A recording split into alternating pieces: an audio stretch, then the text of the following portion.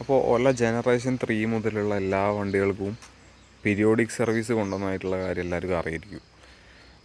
അതിൽ ഇപ്പം non pro വേരിയൻസിന് 649 രൂപയും അതിൻ്റെ കൂടെ ബാക്കി GST ഓൾമോസ്റ്റ് 740 റുപ്പീസും, അതേപോലെ തന്നെ പ്രോ പ്ലസ് വേരിയൻസിന് 799 പ്ലസ് GST ഓൾമോസ്റ്റ് 950 റുപ്പീസാണ് വരുന്നത്.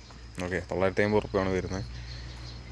അപ്പോൾ ആ സർവീസ് ഇപ്പോൾ എൻ്റെ വണ്ടി ചെയ്തിട്ടുണ്ട്, സർവീസ് കഴിഞ്ഞിട്ടുണ്ട്. അപ്പോൾ ആ സർവീസ് എക്സ്പീരിയൻസും കാര്യങ്ങളൊക്കെയാണ് ഇതിൽ ഷെയർ ചെയ്യാനുള്ളത്. Okay, so first of all പറയുകയാണെങ്കിൽ സർവീസ് എന്ന് പറഞ്ഞത് ഈ ഓല കൊണ്ടുവന്ന അടുത്തൊരു സ്കാമായിട്ടാണ് എൻ്റെ പേഴ്സണൽ എക്സ്പീരിയൻസിൽ എനിക്ക് തോന്നിയിട്ടുള്ളത്. ഓക്കെ, സോ ഞാൻ ഫസ്റ്റ് മുതൽ എന്തൊക്കെയാണ് ഇതിലുള്ള പ്രശ്നങ്ങൾ അങ്ങനെ തോന്നാൻ കാരണം എന്താണെന്ന് പറഞ്ഞുതരാം. അപ്പോൾ ഫസ്റ്റ് ഓഫ് ഓൾ എല്ലാവർക്കും അറിയുന്ന പോലെ തന്നെ ഇത് ചെയിൻ ഡ്രൈവാണ് വരുന്നത്. മുമ്പത്തെ ജനറേഷൻസൊക്കെ ബെൽറ്റ് ഡ്രൈവ് ആയിരുന്നു. അപ്പോൾ ചെയിൻ ഡ്രൈവിൽ വരുന്ന ഒരു വണ്ടിക്ക് സ്വാഭാവികമായിട്ടും സർവീസിൻ്റെ സമയത്ത് ആവശ്യം ഉണ്ടാവും എന്തായിരിക്കും?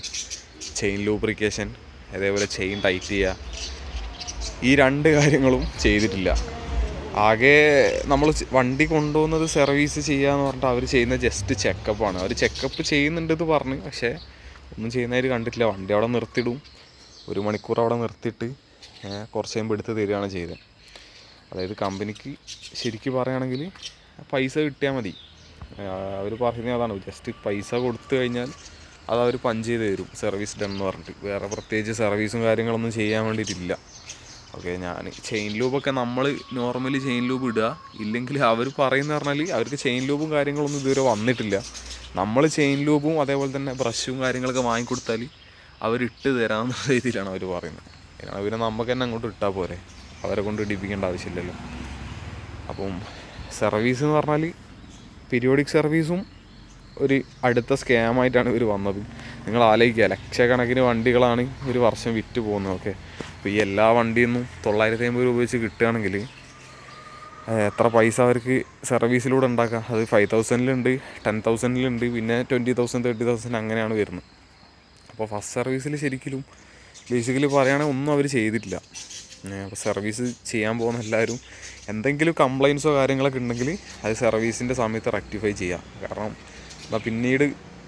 പിന്നെയും വണ്ടിക്ക് അവിടെ കൊടുക്കേണ്ട ഒരവസ്ഥ വരാണ്ടിരിക്കാൻ വേണ്ടിയിട്ട് എന്തൊക്കെ പ്രശ്നങ്ങളാണോ ഉള്ളത് അത് മൊത്തം സർവീസിൻ്റെ ആ സമയത്ത് റിസോൾവ് ചെയ്തിട്ട് എന്താക്കുക, പൈസ കൊടുത്താൽ മതി.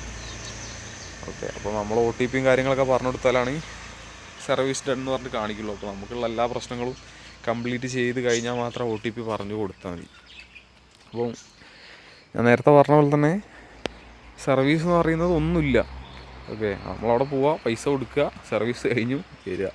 അല്ലാണ്ട് ഒരു ചെയിൻ ലൂബ് പോലും, ചെയിൻ ഡ്രൈവ് ഉള്ളൊരു വണ്ടിക്ക് ഏറ്റവും ബേസിക്കായിട്ട് വേണ്ട ഒരു കാര്യമല്ലേ ചെയിൻ ക്ലീനിങ്ങും അതേപോലെ ലൂബിങ്, ചെയിൻ ടൈറ്റിങ്, ഇതൊന്നുമില്ല.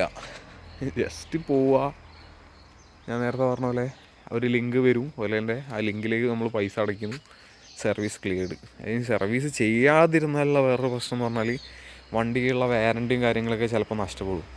ഓല ആയതുകൊണ്ട് അവരത് എക്സ്പ്ലിസിറ്റ്ലി പറയുന്നൊന്നുമില്ല, ഇത് സർവീസ് ചെയ്തിട്ടില്ലെങ്കിൽ വാറൻറ്റി കട്ടാവും എന്നുള്ള രീതിയിൽ.